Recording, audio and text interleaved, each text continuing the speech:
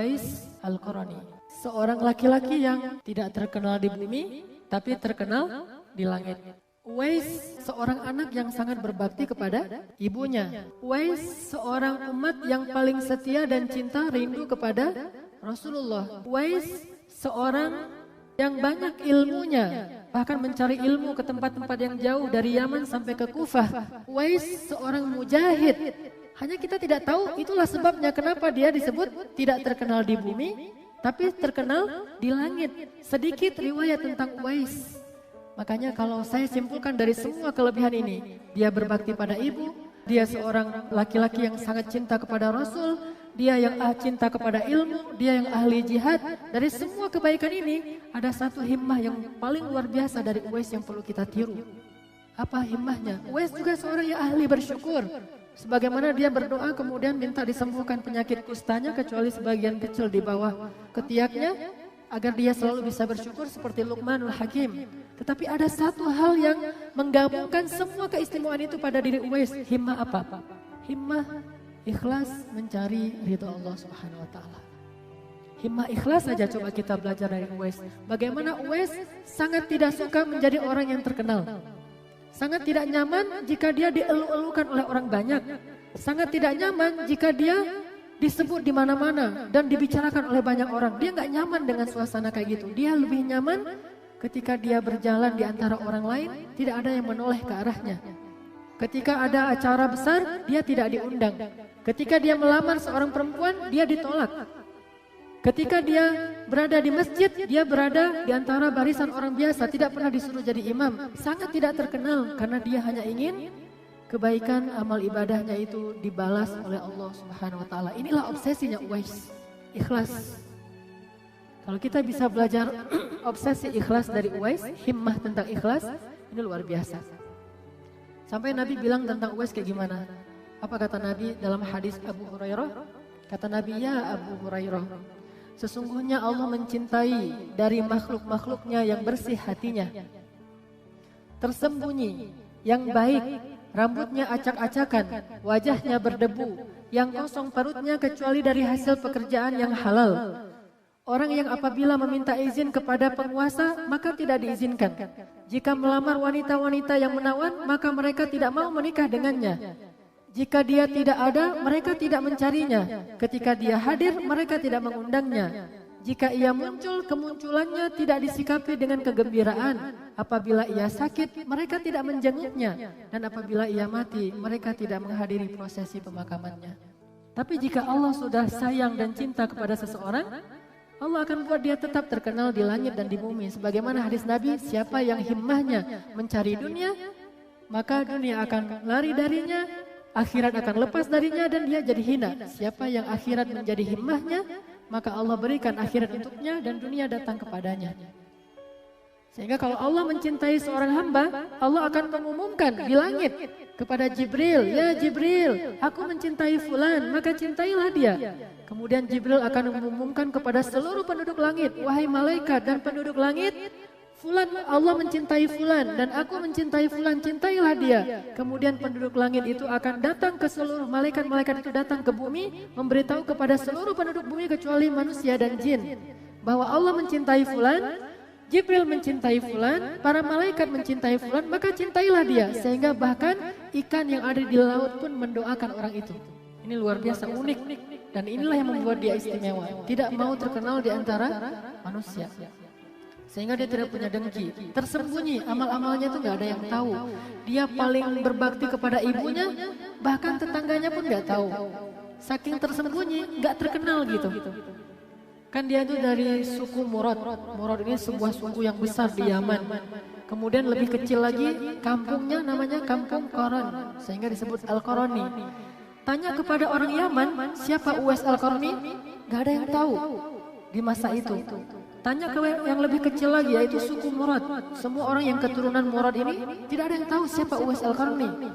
Tanya lagi kepada penduduk Qaran, siapa Uwais Al-Qarani? Juga tidak ada yang tahu. Tanya kepada tetangganya, mereka heran, kenapa kalian nanya tentang dia? Dia orang biasa saja, bahkan kami menganggapnya orang aneh, kata mereka. Saking tersembunyinya amal dia, sehingga nggak ada yang menghargai kebaikan dia. Dia paling berbakti kepada ibunya, kita tahunya dari mana? Dari wahyu yang Allah sampaikan kepada Rasulullah. Bukan dari kabar tetangganya, bukan dari orang-orang, bukan dari ibunya. Kenapa? Saking tersembunyinya. Gak ada yang tahu kecuali Allah Subhanahu wa taala yang memberitahu kita lewat lisan Rasulullah SAW. Kemudian dia juga seorang yang sangat sering membantu tetangga-tetangga yang miskin. Itu juga gak ada yang tahu kecuali kita tahunya lewat Rasulullah. Dia datang ke Madinah seorang diri. Setelah minta izin kepada ibunya, ibu saya ingin bertemu dengan Rasulullah, kangen banget dengan Rasulullah. Dia hidup beriman di masa Rasulullah, tetapi nggak pernah ketemu dengan Rasulullah, sehingga golongannya masuk kepada golongan tabi'in. Tabi'in itu orang yang ketemu sahabat, nggak ketemu dengan Rasulullah. Padahal generasi sahabat ini generasi yang sangat istimewa di mata Allah, sehingga Allah menyebut mereka dengan kalimat radhiyallahu anhum wa radu'an. Itu sahabat. Dia kehilangan itu gara-gara dia tidak sempat ketemu Rasulullah. Kangen banget dengan Rasulullah, ingin sekali bertemu dan bertatap muka dengan Rasulullah, ingin mencium tangan Rasulullah, ingin berpelukan dengan Rasulullah sebagaimana Ukasyah yang senang kulitnya bersentuhan dengan kulit Rasulullah. Ini kan sensasi-sensasi spiritual yang luar biasa yang ingin dirasakan oleh Uwais. Tapi dia nggak bisa pergi karena dia punya ibu yang buta tua. Sehingga suatu saat karena ibunya tahu betapa anaknya ini sering menangis, ingat Rasul sholawat sendiri tengah malam karena kangen sama Rasul, diizinkan juga. Tapi jangan lama-lama ya. Diizinkan tapi nggak boleh lama-lama karena ibunya nggak ada yang nemenin. Pergilah dia dengan keledainya karena perjalanannya sangat jauh, lebih dari 500 km antara Yaman ke Madinah. Sampai keledainya itu mati di tengah jalan. Tapi dia himmahnya tinggi sekali, terus berjalan sampai pingsan, ditemukan oleh penduduk Madinah, dibawa ke Madinah, dan dia bahagia ketika sadar ternyata udah ada di kota Madinah. Cari masjid Nabi, dia duduk dalam masjid, dia tunggu kapan Nabi datang, kapan Nabi datang. Ternyata Nabi waktu itu sedang di luar kota, sedang ada peperangan dan lama tidak datang-datang. Dia tunggu berhari-hari, Nabi tidak datang juga. Akhirnya dia tidak bertemu dengan Rasulullah, dia pulang dengan hati yang sangat sedih karena tidak bisa ketemu dengan Rasulullah SAW. Dia pulang lagi ke Yaman demi ibunya, dan ini pun gak ada yang tahu.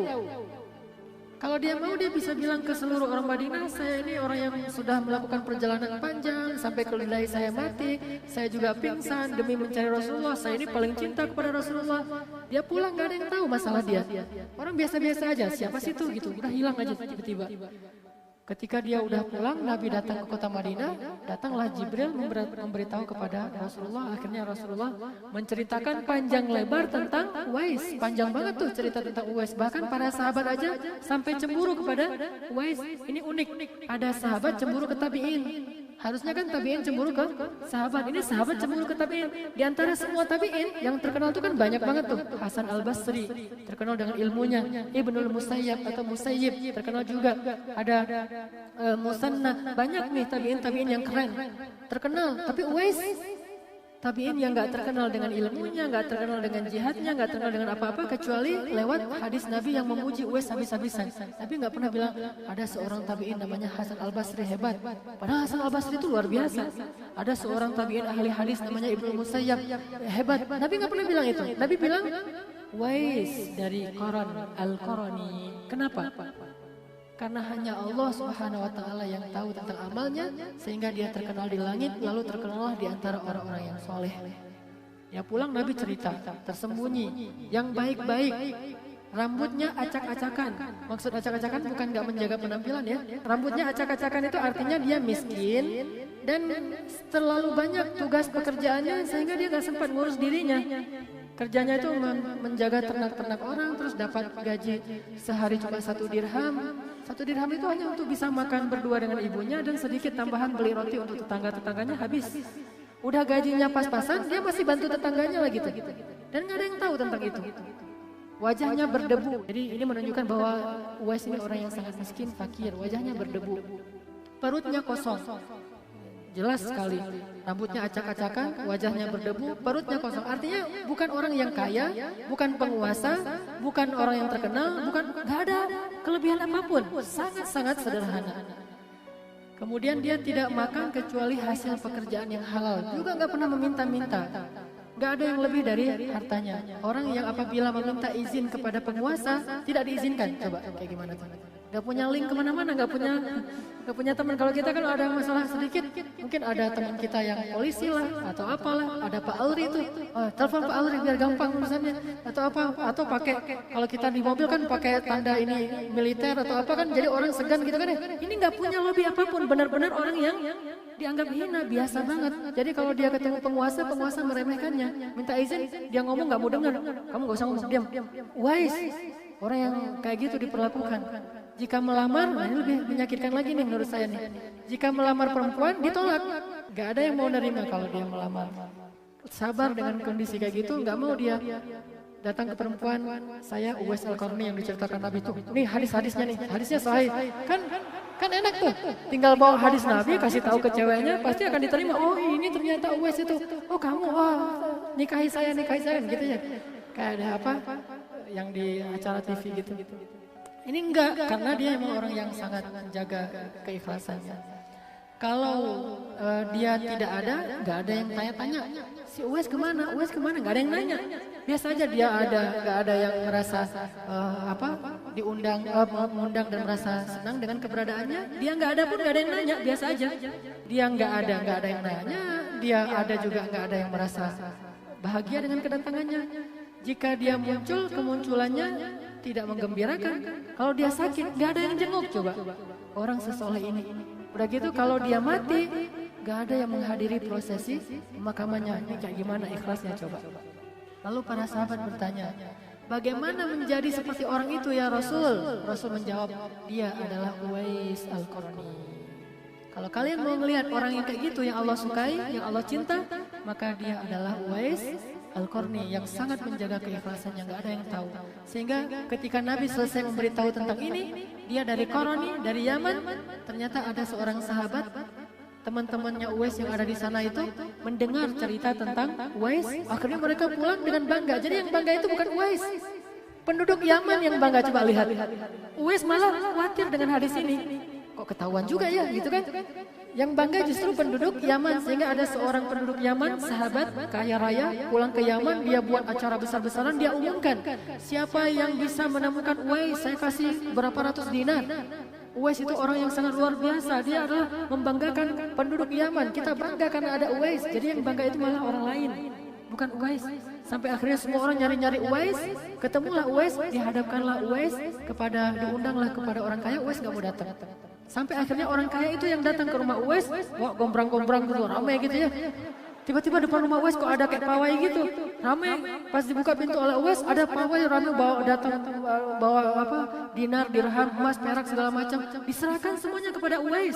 Jadi bahasa kita mah cari muka. Sekarang kan jadi pengen jadi orang dekatnya orang terkenal gitu kan ya. Ini pengen jadi orang dekatnya Uwais. Dia luar biasa memberikan hadiah kepada Uwais. Uwais malah bertanya, ada apa ini? Kemudian kata mereka, ya Uwais, engkau lah yang disebut Rasul segala macam. Dia sebutkan hadisnya. Uwais menangis kemudian mengatakan, ayo kita nikmati hidangan ini bersama-sama. Semuanya makan tapi dia diam-diam ternyata gak makan. Setelah selesai itu orang-orang udah pada pulang, tiba-tiba dia lenyap. Ketahuan bahwa dia udah mulai terkenal, hilang. Coba gimana hebatnya. Sejak dia terkenal malah lenyap, kayak ditelan bumi, hilang, gak ada lagi tuh. Sehingga orang tanya, mana Uwais? Ada yang pengen didoain, ada yang pengen belajar, ada yang pengen bareng dengan dia. Gak tahu lagi. Sejak saat itu Uwais pindah dengan ibunya, gak tahu di mana tempatnya. Tiba-tiba baru muncul lagi nanti di zaman Umar jadi khalifah. Baru muncul lagi. Lenyap entah berapa tahun tuh. Hilang aja dari peredaran. Orang gak tahu kemana dia pergi. Ini Uwais. Akhirnya Rasulullah bilang kepada Umar dan Ali, dua orang sahabat yang kita tahulah kualitasnya ini udah nggak diragukan lagi nih, siapa Umar, siapa Ali. Dan Umar dan Ali ini lebih istimewa daripada Uwais. Tetapi Rasul nyuruh Umar dan Ali belajar kepada Uwais dan minta doa dari Uwais. Coba kayak gimana? Kalau kamu ketemu dengan dia ya Umar, ya Ali, minta supaya dia mendoakan dan meminta ampun untuk kalian. Kenapa? Karena sesungguhnya kata Rasul, nanti di hari kiamat di padang mahsyar semua orang-orang beriman dipersilakan masuk ke dalam surga. Lalu ketika Uwais lewat di pintu surga, dia dicegat oleh malaikat. Wahai Uwais, sesungguhnya Allah memberikan kesempatan untukmu menyelamatkan manusia sebanyak suku Murad dan sebanyak suku Qaran. Jadi entah berapa ribu orang bisa diselamatkan oleh Uwais, sehingga dia nggak boleh masuk surga dulu. Balik lagi ke padang mahsyar, cari orang yang soleh-soleh, yang ikhlas, yang punya kesamaan dengan Uwais, sebanyak suku Murad dan sebanyak suku Qarani. Ini saking istimewanya Uwais. Makanya kata Rasul, kalau kamu ketemu Uwais, minta doa dari dia. Minta dia istighfar untukmu, wahai Umar dan Ali. Hingga suatu saat ketika Umar jadi khalifah di musim haji, Umar menemui jamaah haji dari Yaman. Lalu dia tanya, gimana orang-orang Yaman yang dari suku Murad dikumpulkan dari suku Murad. Ketika dikumpulkan dari suku Murad ditanya, siapa di antara kalian yang berasal dari Qarani? Dikumpulkan lagi jadi lebih sedikit. Lalu Umar bertanya, adakah di antara kalian yang bernama Uwais? Seorang laki-laki tua mengatakan, ada. Tetapi dia orang biasa banget, wahai Amirul Mukminin. Kenapa Anda mencari dia? Dia nggak tahu nih, udah lupa dengan cerita yang dulu. Dia orang biasa banget, bahkan kami menganggap dia orang aneh. Kata Umar, di mana dia? Kami suruh dia untuk menjaga onta dan kuda-kuda kami di Arafah. Coba bayangin. Gak masuk ke kota Mekah, saking biasanya dia gak masuk dalam rombongan. Wes, kamu gak usah ikut-ikutan, biar kami aja pergi. Jadi kamu tungguin ya onta-onta kami sama. Bayangin orang paling mulia disuruh jadi penunggu onta dan kuda. Coba kayak gimana? Ikhlas banget kan? Dia tungguin tuh onta mereka, kuda mereka. Sehingga ditanya, mana Uwais? Dia lagi di Arafah nungguin onta dan kuda kami. Akhirnya Umar mengatakan, kalian tidak tahu. Seandainya kalian tahu siapa dia, kalian tidak akan mengatakan demikian. Pergi langsung Umar dengan Ali kepada Uwais. Uwais lagi sholat di Arafah. Kemudian ketika selesai sholat, Umar dan Ali memberi salam dan Uwais menjawab salam.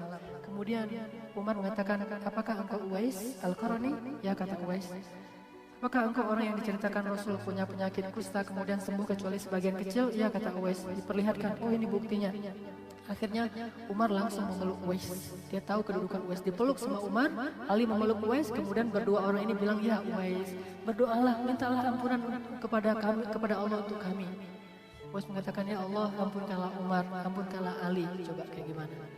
Ampunkanlah Umar, ampunkanlah Ali. Karena memang doanya mustajabah, pasti diterima oleh Allah. Kemudian kata Umar, setelah selesai haji ini kamu mau kemana Uwais? Kata Uwais, saya mau ke Kufah, mau mencari ulama belajar di Kufah. Kata Umar, kalau gitu terimalah ini hadiah dari saya, beberapa dinar untuk perjalanan kamu. Kata Uwais, ya Amirul Mukminin, di tangan saya masih ada 4 dirham sebagai gaji atas jerih payah saya menjaga kuda dan onta-onta orang Yaman. Mereka kasih saya 4 dirham. Saya nggak tahu apakah saya sempat memakai 4 dirham ini atau saya malah meninggal dulu sebelum 4 dirham ini habis. Bagaimana saya akan menerima lebih banyak dari itu? Ya Amirul Mukminin, 4 dirham ini aja bisa jadi fitnah di akhirat. Kalau saya nggak bisa menghabiskannya dengan cara yang halal, gimana saya mempertanggungjawabkan di hadapan Allah? Apalagi dikasih yang mubazir lebih dari kebutuhan saya. Maaf ya Amirul Mukminin. Langsung Umar membuang uang di tangannya sambil menangis, sambil mengatakan, aduhai celaka, seandainya ibu Umar itu tidak melahirkan Umar, seandainya ibu Umar itu tidak melahirkan Umar. Dia merasa hina di depan Uwais, merasa dirinya itu jauh lebih rendah daripada Uwais Al-Qarani. Kemudian Umar mengatakan, kalau gitu nggak masalah, kamu nggak terima, sekarang saya buat surat untuk gubernur yang ada di Kufah. Sehingga nanti kalau kamu sampai di Kufah butuh apa-apa, datang saja bawa surat ini kepada gubernur. Ya Amirul Mukminin, sebaik-baik penjaga itu Allah Subhanahu wa taala.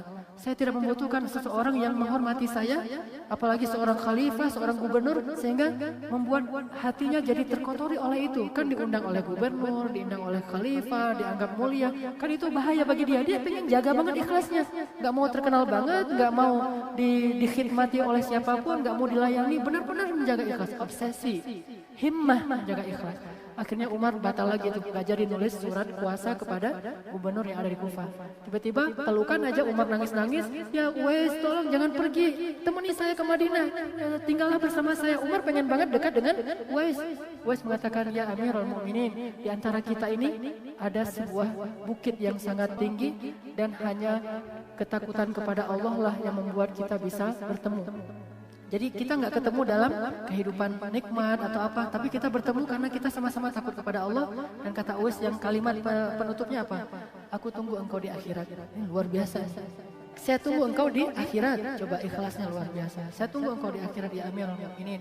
Menangis Umar, menangis Ali. Berangkatlah Uwais ke Kufah dan gak ada yang tahu lagi berita tentang dia. Sampai ada seorang laki-laki namanya Harim.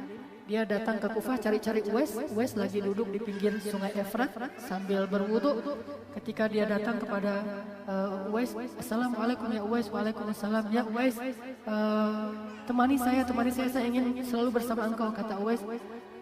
Sesungguhnya sebaik-baik teman itu adalah Allah Subhanahu wa taala. Dia nggak mau ada pengikut, itu intinya. Sampai hilang lagi berita tentang Uwais sekian lama, baru ditemukan di zaman Ali. Coba lintas zaman nih. Di zaman Rasul hilang, ketemu di zaman Umar. Di zaman Umar hilang lagi, ketemu di zaman Ali. Selang khilafah Utsman bin Affan. Di mana ketemu di zaman Ali? Sudah menjadi seorang syahid dalam perang Siffin antara Ali dengan Muawiyah dalam barisan pasukan Ali bin Abi Thalib. Itulah akhir dari cerita Uwais.